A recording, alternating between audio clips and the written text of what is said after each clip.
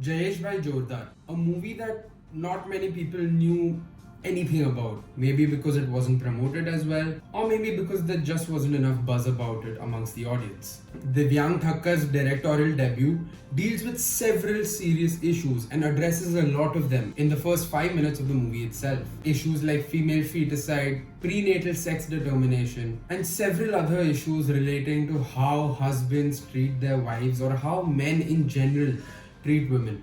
For instance, there is a scene where Ranveer Singh's character is forced by his own parents to beat his wife because his wife's brother, who is married to Ranveer's sister, beats her up. So it's almost like an eye for an eye, but in both scenarios it involves the husband beating up the wife. Do you see how problematic this is? Ranveer, who we've seen multiple times don the role of a typical Bollywood macho man, that alpha male that you see, is so good with his acting yet again that he plays a timid little cute little husband who knows that it is wrong to beat up your wife, who knows that there is nothing wrong with a girl child being born. The story revolves around how Ranveer and his family are trapped in the world of Praveengarh, where for the lack of better verbiage, instead of brains, people have trash cans in their heads. Ranveer, however, is so good in this movie. Like many other movies, Ranveer has once again nailed it.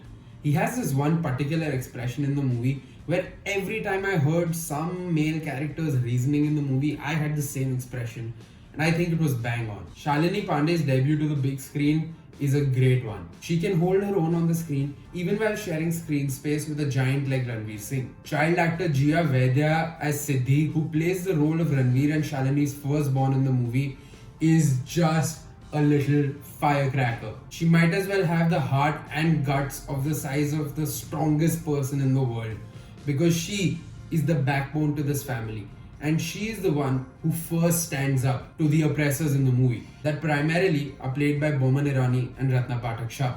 Now I don't have to tell you how much of a powerhouse both of these actors are, but in this movie both of them play a supporting role to the main three characters that are played by Ranveer, Shalini and Jia. There is a beautiful scene in the movie when Shalini's character Mudra has to make a run for a safe place in a car. As she drives the car, feeling scared that people will see her driving in the daylight, her daughter rolls down the window and the breeze just fills her hair with endearing music playing in the background.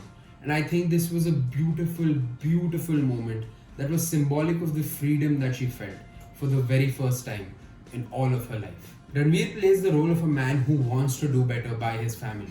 And yes, while it is a big story on women empowerment and why men should not curtail the freedom of women in their lives, because what gives us the right to do that? It is still a male character in the movie that kind of emerges as the hero. That said, I think it was a wonderful take on all the issues that our society faces to this day. And the style of direction is almost like a thriller comedy. I swear to God, I felt like I was watching a thriller where different scenarios just unfolded and they were so unexpected that it made the 2 hours completely worth it. Instead of making it an intense, preachy movie, which it could have been given the subject, I really appreciated the director's choice to go with a comedy where there are gags like instead of okay Siri, it's okay Sarla, because they are in a Gujarati area. And there is this ideal town of Ladopur in Haryana where no male is married, so all they do is pray to women to come to their town so that they too can feel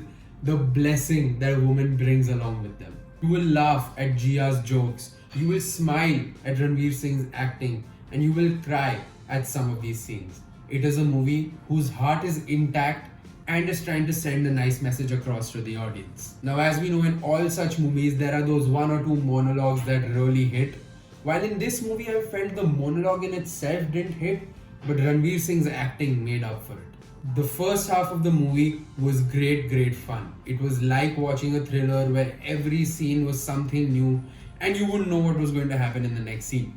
The second half, while it deals with some of the more serious aspects of the issues at play, it still has its heart intact. The last 20 minutes of the movie, however, were so bizarre. I had fun, but I had no clue what was going on the screen. But at that point, I was just going along with Ankur Chaudhary and Divyang Thakkar's screenplay.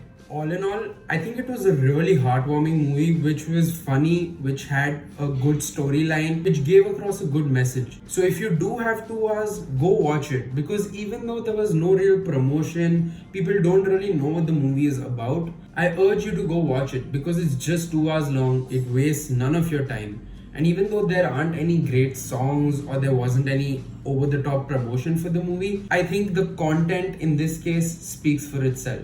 And while it's not the commercial, massy type of movie that you might be wanting to see, I think it's worth your time and money. I would give Jayeshbhai Jordaar a 7.5 Jordars out of 10 Jordars simply because of how fun it was. And while it wasn't a perfect movie, it is always tough to deal with such topics and put them across well without the audience feeling drained after watching the movie. And I didn't feel drained. I left the theater with a smile on my face. Let me know down in the comments how you like the movie if you've seen it or how you like the review. I'll see you soon for another review. Till then, take care. Peace.